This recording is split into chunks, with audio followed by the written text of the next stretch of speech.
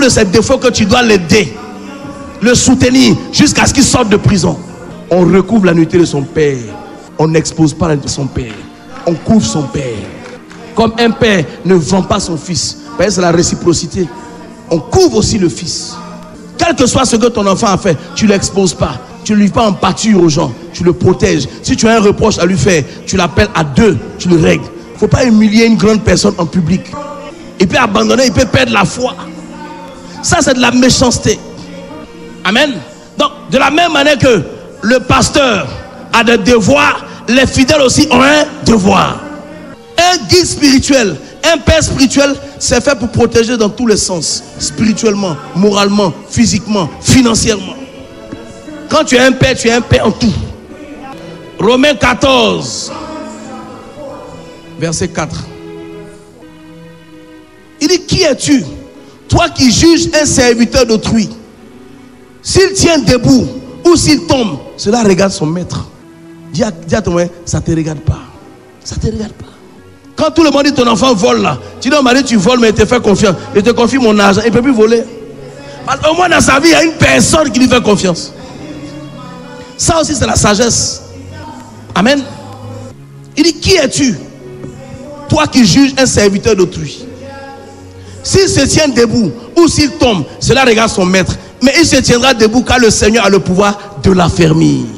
Ça veut dire quoi? Quelqu'un que tu juges peut se relever. Et lorsqu'il sera relevé et que tu continueras à le juger, toi tu seras condamné. C'est de ça que la parole parle ici. Amen. Les amis de Job, lorsque Job a eu son problème, ses amis, les amis s'est fait pour soutenir. Quand ils sont venus, ils ont voulu convaincre Job que c'est parce que Job avait péché que cela lui arrivait. C'est-à-dire ils font la démonstration. Il faut que Job accepte qu'il a péché. Il remet sa vie en cause. Il revoit. Il ne comprend pas. Il ne comprend pas.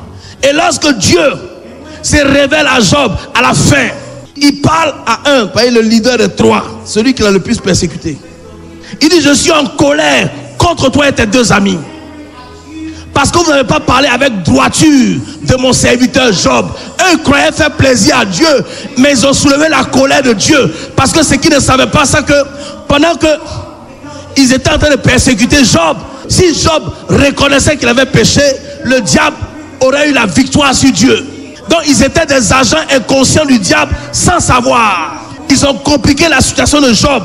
Au lieu de lui remonter le moral, de le fortifier, de l'encourager à tenir ferme, il voulait absolument que Job abandonne. La femme de Job a fait pareil. Il dit, allez, vous prosternez devant lui. C'est par égard pour mon serviteur Job que je vais vous pardonner.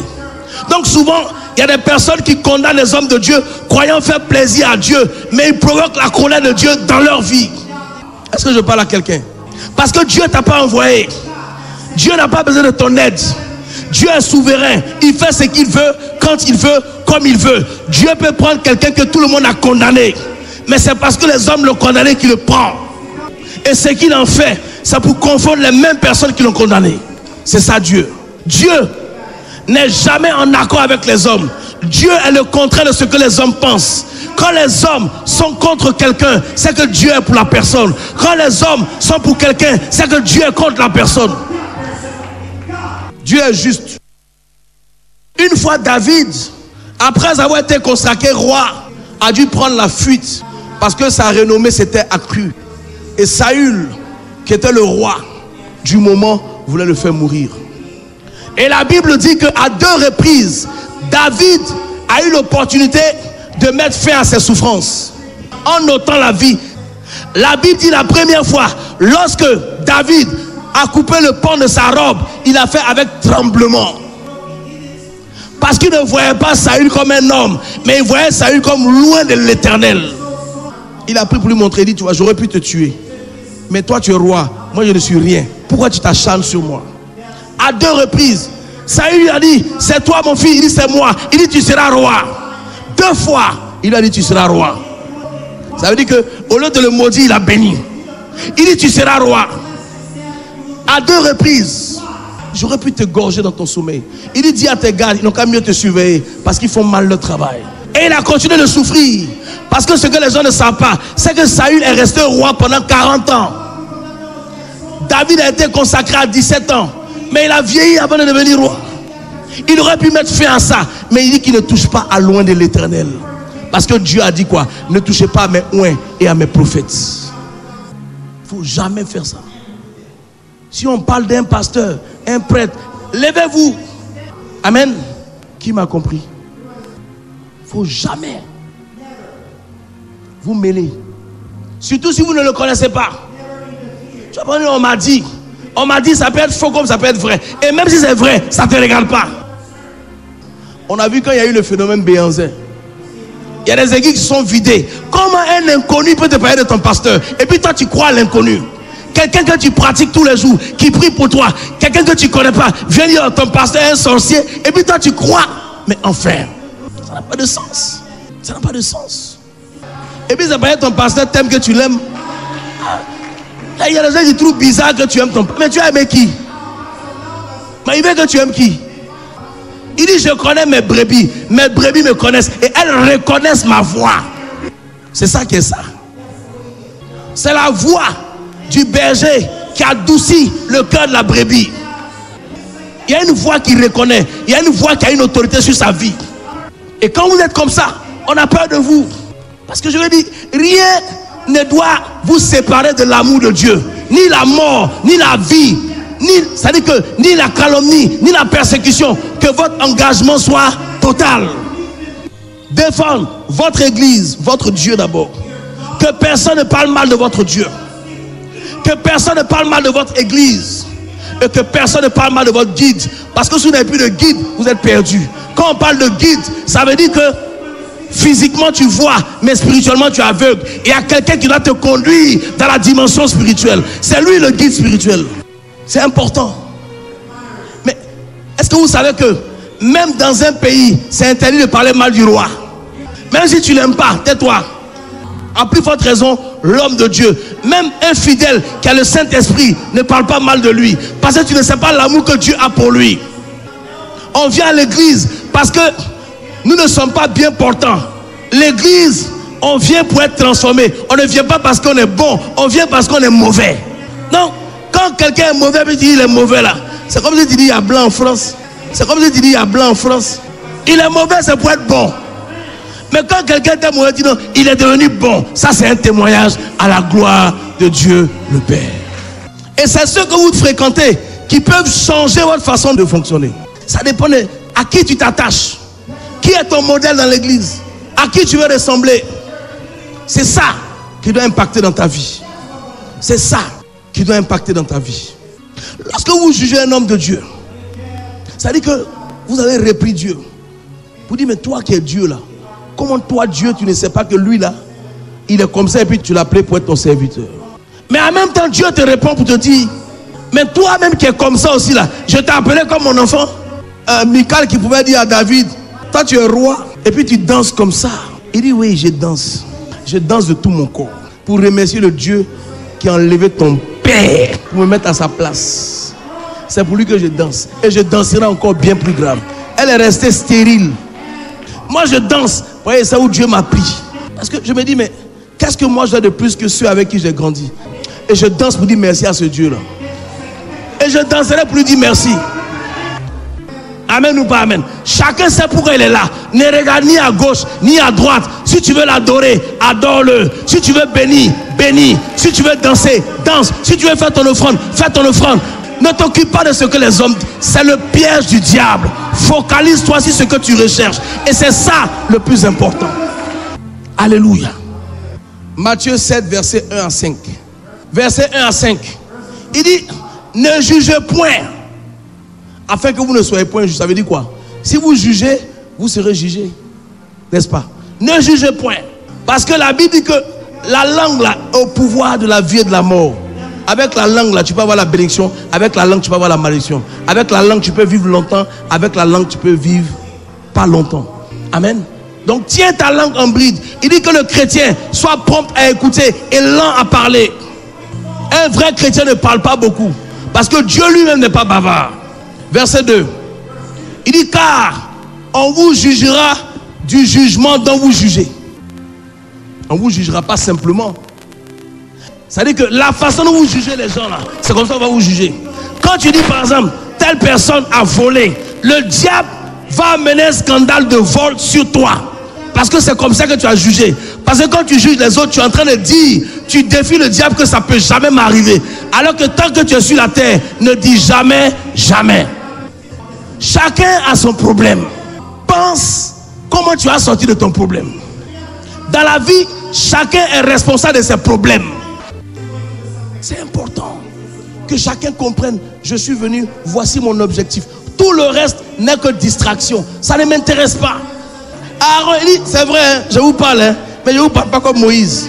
Donc ça veut dire que dans l'homme de Dieu là, il y a des grades. Il y a l'alliance verticale et il y a l'alliance horizontale. Il y a des gens qui sont appelés à avoir une alliance. C'est eux qu'on appelle les patriarches. Il y en a qui sont appelés à servir dans l'alliance. Quand tu es appelé à servir dans l'alliance et que tu penses que tu as une alliance, tu t'égares. Il y a des gens qui réussissent lorsqu'ils ont quelqu'un sur eux. Parce que quand tu n'as personne sur toi là, ta responsabilité est double. Tu n'as pas droit à l'erreur. Tu peux conseiller les autres, mais personne ne te conseille. Et personne ne comprendra tes erreurs. Souvent c'est préférable d'être sous l'alliance. Parce que le cas de celui qui est en alliance est plus grave. Lui qui avait l'alliance, Dieu lui a dit, tu restes, tu ne verras pas Canaan. Donc ça veut dire que déjà, celui qui a l'alliance a déjà trop de problèmes. Pourquoi on en rajoute? Il y a des choses qui peuvent permettre que les autres fassent, mais toi, ils ne t'autorisent pas à le faire. Il y a des choses que tu ne peux pas faire. C'est pour ça qu'on te dit, bon, on a vu tel pasteur dans une boîte de nuit, tel pasteur, mais par rapport à moi, mon alliance, je ne peux pas faire ça. On dit tel pasteur a fait ci, tel pasteur a fait ça. Ça ne vous regarde pas. Ne vous occupez même pas de ça. Vous n'êtes pas devenu chrétien pour ça. Est-ce que je parle à quelqu'un? Ça ne vous regarde pas. Ne vous mêlez pas de la vie des gens. C'est important. Amen. Celui qui fait du bien à ton âme, que toi aussi tu fasses du bien à son âme. Verset 3. Il dit, pourquoi vois-tu la paille qui est dans l'œil de ton frère et n'aperçois-tu pas la poutre qui est dans ton œil? Mais si la poutre est dans ton œil, là, tu ne peux pas voir la paille qui est dans l'œil de l'autre. Parce que quand tu as un objet étranger dans l'œil, tu ne vois pas bien. Donc enlève déjà la poutre dans toi, ton œil. La poutre là, c'est plus grave que la paille. Amen. C'est plus grave. Comment peux-tu dire à ton frère, laisse-moi ôter une paille de ton œil, toi qui as une poutre dans le tien? Hypocrite. Et c'est ça. L'église est bourrée d'hypocrites. On condamne les autres de ce que nous-mêmes on fait. Il dit hypocrite. Ôte premièrement la poutre de ton œil, alors tu verras comment ôter la paille de l'œil de ton frère. Tu ne peux pas avoir les mêmes défauts que les gens et puis critiquer les défauts des autres. Chacun a un problème. C'est pour ça que le Seigneur a dit que celui qui n'a jamais péché, il n'a pas dit celui qui n'a jamais commis l'adultère, parce que elle, son péché c'est l'adultère, mais toi ton péché peut être le mensonge. Mais péché, c'est péché, ça s'écrit de la même manière. Galates 6 verset 1 à 5. Il dit, frère, si un homme vient à être surpris en quelque faute, vous qui êtes spirituels, redressez-le avec un esprit de douceur. Tout est écrit dans la Bible. Ça veut dire que si tu ne le redresses pas avec un esprit de douceur, c'est que toi-même tu n'es pas spirituel. Si tu condamnes, c'est que tu n'es pas spirituel. Quel que soit son péché, tu dois avoir la manière. On ne vient pas en condamnant les gens. On ne vient pas en accablant les gens. On ne vient pas pour faire culpabiliser les gens. On vient pour les mettre à l'aise, pour dire, moi-même, je faisais ça avant. Dieu m'a fait grâce. Et si Dieu m'a fait grâce, il peut te faire grâce aussi. Ne dis pas non, tu as péché, tu vas mourir. Mais Jésus est là pour racheter nos péchés. Il n'aime pas le péché, mais il aime les pécheurs. Verset 2. Il dit, portez les fardeaux les uns des autres et vous accomplirez ainsi la loi du Christ. Il dit, si quelqu'un pense être quelque chose, quoi qu'il ne soit rien, tu n'es que souffle de vie. Tu n'es que poussière. Je comprends pourquoi Dieu a pris la poussière pour faire l'homme. Parce que toi-même qui es poussière là, quand on lève la poussière, est-ce que tu apprécies? Si toi-même tu n'apprécies pas la poussière qu'on lève, pourquoi tu te lèves? Parce que tu es poussière.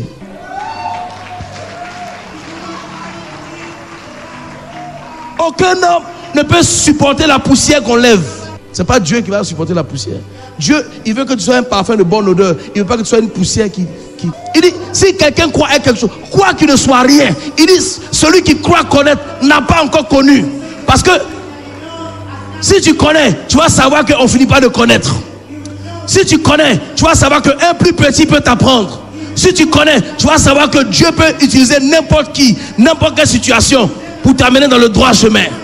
Dieu a utilisé un âne pour parler aux hommes. À partir d'aujourd'hui, si tu es de la Mecque-Vie, si tu es dans l'alliance de la Mecque-Vie, ne te mêle plus de la vie d'un homme de Dieu. Quel que soit son problème, n'en parle même pas, ça ne te regarde pas. Parce que tu prends des malédictions dont tu n'as pas besoin, tu as déjà trop de problèmes. Tu ne vas pas en rajouter. Amen ou pas amen? Galates 6, verset 3. Si quelqu'un pense être quelque chose, quoi qu'il ne soit rien, il s'abuse lui-même. Que chacun examine ses propres œuvres. Et alors il aura sujet de se glorifier pour lui seul et non par rapport à autrui. Malheureusement, les gens ne comprennent pas. Ils vivent par rapport aux autres. Ils vivent pour se comparer aux autres. Mais Dieu nous a fait uniques parce qu'on n'a pas à se comparer. On est unique.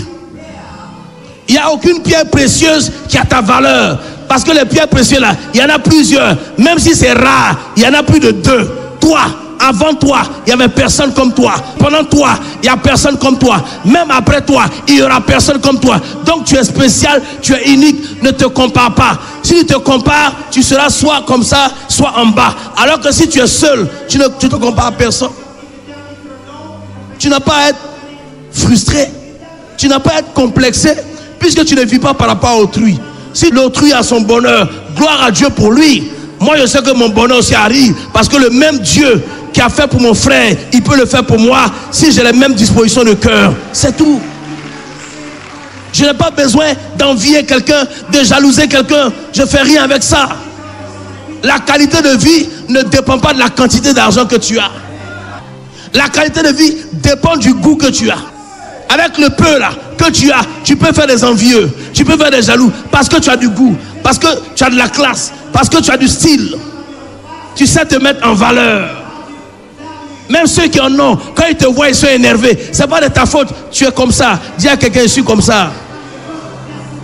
Tu as rencontré des amis, ils ont plus que toi. Mais quand ils te voient, ils ne comprennent pas, ça les fatigue. Dis à ton voisin, c'est à l'intérieur. C'est ça qui est ça. Quand tu arrives quelque part, écoutez-moi, les gens seront obligés de se tourner pour te regarder.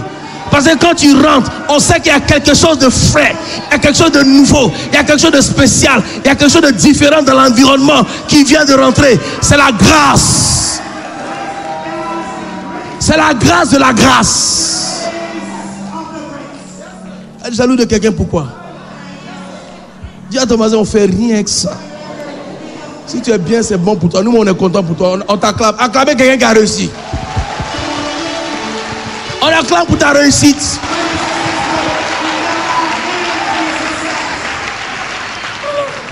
Souvent, on a vu même des païens, des gens qui n'ont pas l'esprit de Dieu, des gens qui n'ont pas le salut. Écoutez, que tu sois riche ou pauvre, il dit tu es déjà sauvé. Le plus important, c'est la place que Dieu a réservée pour toi à la Nouvelle Jérusalem. C'est pas ce qui se passe ici. Ici là, c'est éphémère. Ta maison, on peut casser, on peut t'arracher, on peut voler. Mais la maison que tu es en train de bâtir là-bas, dis à quelqu'un, là-bas, c'est là que ça se passe. Acclame le Seigneur pour la Nouvelle Jérusalem. On est là, c'est là-bas qu'on veut aller. C'est ici qu'on prend le billet. C'est ici que tu as le visa. Écoutez, il dit celui qui donne sa vie au Seigneur, il ne passe plus de la mort à la, il passe de la mort à la vie éternelle. Pourquoi je vais juger quelqu'un pour passer de la mort au jugement? Et ça c'est important. Dieu ne m'a pas établi comme juge. Je n'ai pas besoin de juger. Je n'ai pas besoin de juger. Écoutez, quand vous ne vous occupez pas des gens, ça vous donne un style. Vous n'avez pas remarqué? Les gens vous apprécient. Non, elle là, elle ne parle pas trop. Elle est dans son coin. Elle est chic. Les hommes, même c'est ça, ils cherchent. Ils disent, oh, c'est là-haut, c'est Radio Trashville. Ta réputation doit te précéder. L'argent d'ici, là, c'est pas ça qui est important. L'argent d'ici te sert à construire là-bas. Tous les jours, tu dois poser des actes. Est-ce que je fais ce que Dieu veut que je fasse? Alléluia. Il est important. C'est-à-dire que ce que Dieu attend de toi, c'est ta constance. Tout ce qui est critique, calomnie, jalousie, hypocrisie, envie, accusation, discrimination, racisme, xénophobie, etc. Ce sont des jugements humains qui n'engagent que ceux qui les font. Dieu ne fait rien avec ça. Dieu est souverain. Et puis Dieu n'est pas influençable par un jugement humain.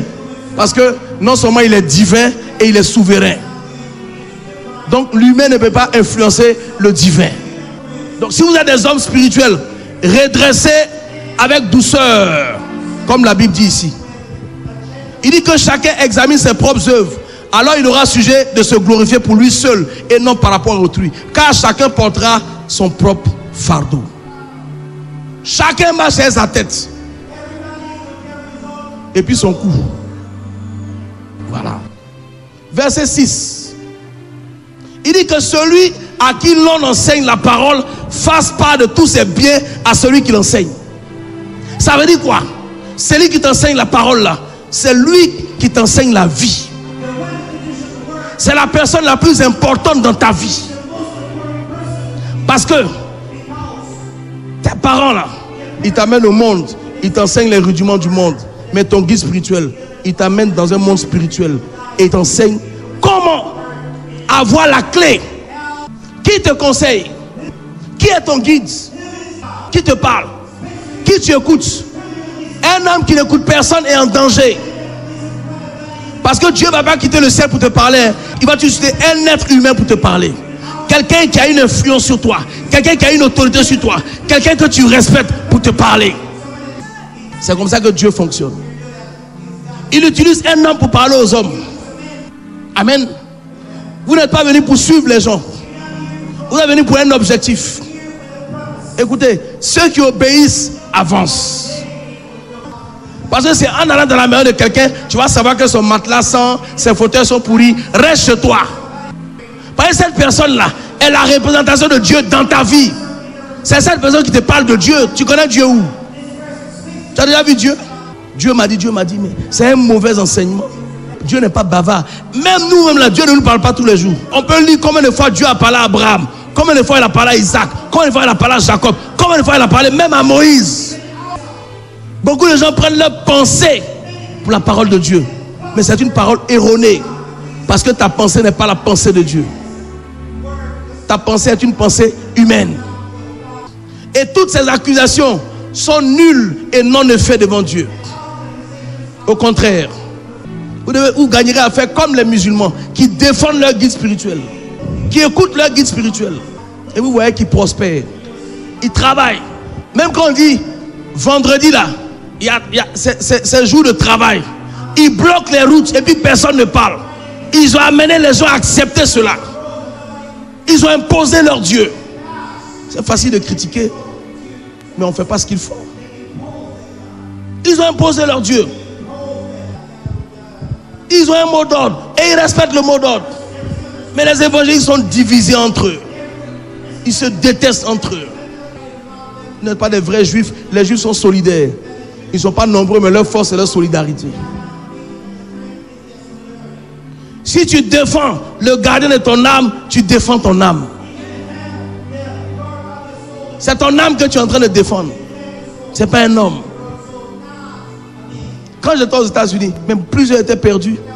Aujourd'hui, il y a des gens qui ne se sont pas retrouvés qu'aujourd'hui. Il y a des personnes qui ont rétrogradé aujourd'hui parce qu'ils n'avaient pas de guide.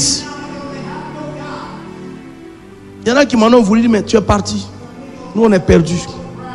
Jusqu'à aujourd'hui, il y a des gens qui n'ont pas pu se retrouver. C'est important d'avoir un guide. Quand tu as un guide, il faut prier pour qu'il vive longtemps. Il faut prier pour qu'il soit en bonne santé. Il faut prier que Dieu l'inspire pour qu'il t'apporte des messages qui vont te faire avancer. Ne permets pas qu'on le dénigre de ton vivant. Ouais, ça veut dire que tu prends pas